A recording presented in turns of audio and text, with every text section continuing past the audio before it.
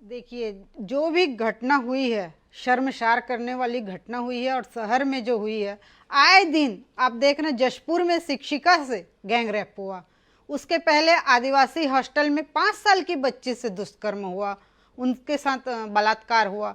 ज़्यादा और क्या कहूँ, माननीय मुख्यमंत्री के क्षेत्र में, पाटन में पिछले वर्ष सामूहिक दुष्कर्म और हत्या ये घटना हुई। तो पूरा दिल दहला देने वाली घटना छत्तीसगढ़ में हो रही है। महिलाएं कहीं भी सुरक्षित नहीं है। सबसे बड़ी बात तो ये कहती हूँ कि कांग्रेस की ही महिला विधायक सुरक्षित नहीं है। आपने समाचार पत्रों के माध्यम से हमने देखा कि उनके ऊपर सरेआम सार्वजनिक जगह में हमले हो रहे हैं। तो जब एक विधायक जैसी महिला सुरक्षित नहीं है, तो आम महिलाओं की तो बात ही छोड़िए, यहाँ की बेटियां, बहू, बहनें सभी एक डर के वातावरण में जी रही हैं। और ये सब डर के कारण कांग्रेस सरकार की देन है, जो कि कानून व्यवस्था भी दुरुस्त नहीं कर पाई। और सबसे बड़ा कारण जो है, शराब होती है, नशे में ये अपराध किए जाते हैं। आपराधिक प्रवृत्ति जो करने वाला व्यक्ति नशे का आदी होता है, और नशा का कारोबार छत्तीसगढ़ में फल और फूल रहा है। 2000 करोड़ की ममता जी, शराब के मामले में तो खैर आपकी पार्टी भी कम नहीं है। इनसे अगर इन्होंने शराब के होम डिलीवरी शुरू की तो आपने सरकारीकरण किया था। बहरहाल मैं उस मामले में नहीं जाऊंगा, लेकिन आपसे एक मेरा सवाल है। ठीक है, उन सरकार में उनकी जिम्मेदारी बनती है, कानून व्यवस्था अगर मान लो खराब हो रही है, कहीं घटना हो रही है, तो नेता जी की जिम्मेदारी बनती है कि वो उनके जो मामले में जवाब दें।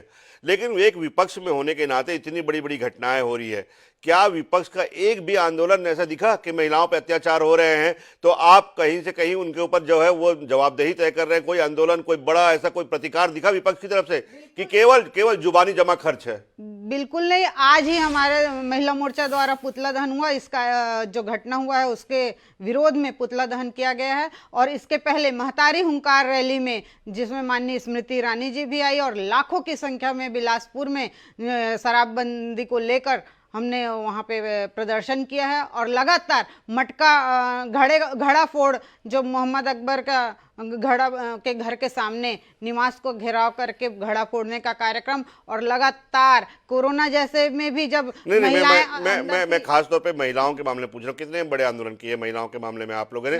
और केवल भाजपा का आंदोलन नहीं, कितने महिलाओं को आप जोड़ पाए? मैं जो बता रही हूँ वो महिला मोर्चा का ही कार्यक्रम बता रही हूँ, भाजपा का नहीं। आज भी जो पुतला दहन का कार्यक्रम महिला मोर्चा का था। बिलासपुर में जो महतारी हुंकार रैली थी वो महिला मोर्चा द्वारा ही था।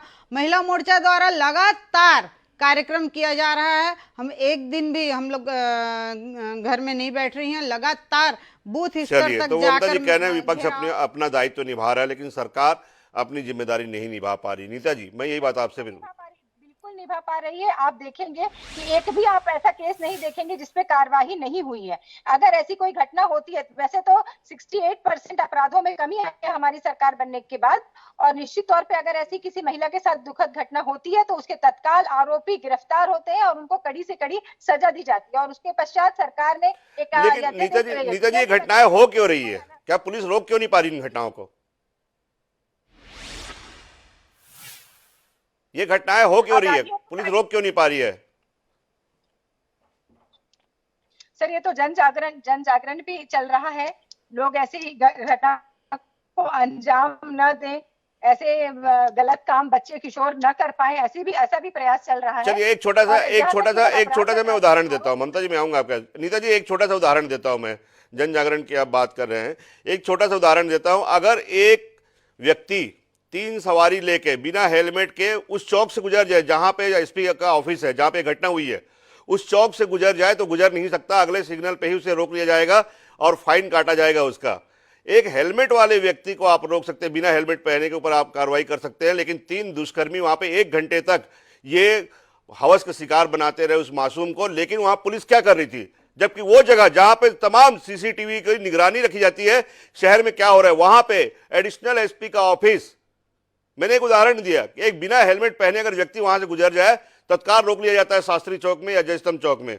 वहां पे उन दोनों के बीच में ये कार्यालय है जहां पे ये घटना हुई है। पुलिस सो रही थी आपकी? सर निश्चित तौर पे ये जांच का विषय है और इस पर जांच जरूर से की जाएगी।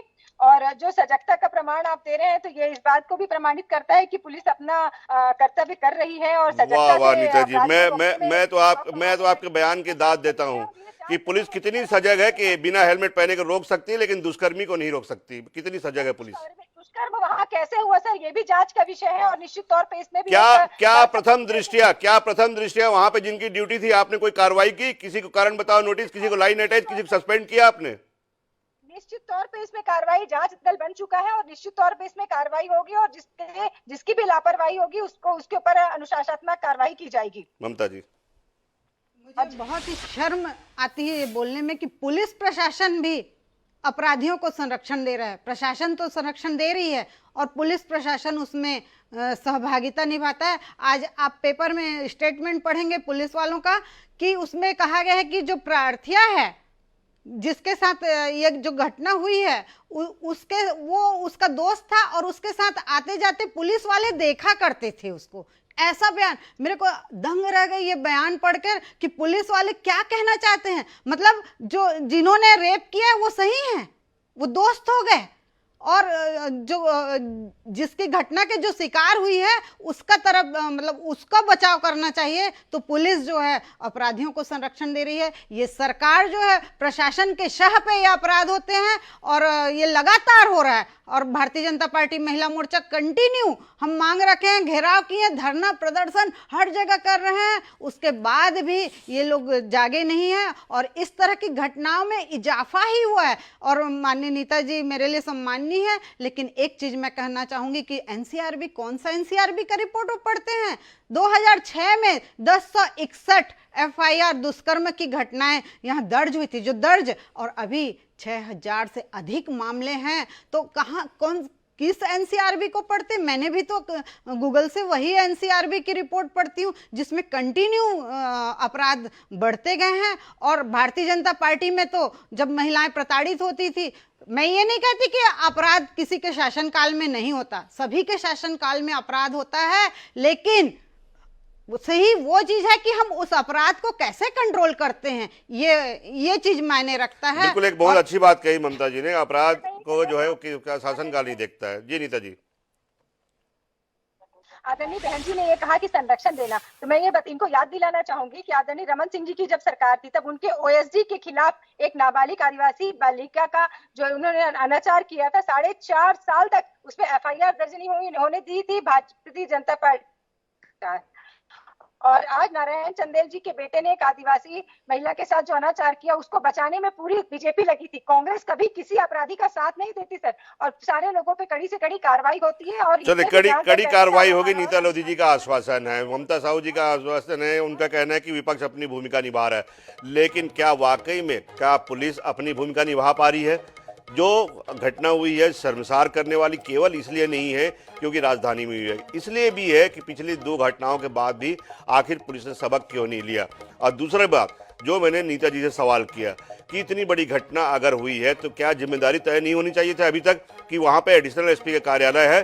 किसकी लापरवाही हुई? 24 घंटे बीतने को आए, 3 दिन बाद एफआईआर हुई है, 24 घंटे बीतने को आए एफआईआर होने के बाद भी, लेकिन अभी तक किसी पुलिस अधिकारी पर कोई कार्रवाई नहीं की गई है। ये सबसे बड़ी शर्मनाक बात है। इसलिए कहा गया है कि पुलिस का इकबाल क्या वाकई मर चुका है, या अगर पुलिस का इकबाल जिंदा है तो इस तरह की घटनाएं नहीं होने चाहिए। हम उम्मीद यही करेंगे कि इन गंभीर घटनाओं से चाहे सरकार हो, चाहे कानून हो, चाहे पुलिस प्रशासन हो, सबक लेगी और उनकी पुनरावृत्ति पर रोक लगाएगी। यही एक उम्मीद कर सकते हैं, केवल उम्मीद कर सकते हैं। हमें कोई ऐसी यकीन नहीं दिला सकते कि ऐसी घटनाएं फिर से नहीं होगी, क्योंकि जो पुलिस का रवैया है, जो प्रशासन का रवैया, जो कानून व्यवस्था का रवैया है, उस पर से अब लोगों का विश्वास उठने लगा है। सरकार की जिम्मेदारी बनती है उस विश्वास को कायम करे, ऐसी घटनाओं की पुनरावृत्ति रोक कर, और यही उम्मीद हम करेंगे। आप दोनों मेहमानों का बहुत बहुत धन्यवाद इस शो में शामिल होने के लिए। कल नए विषय के साथ फिर मिलेंगे।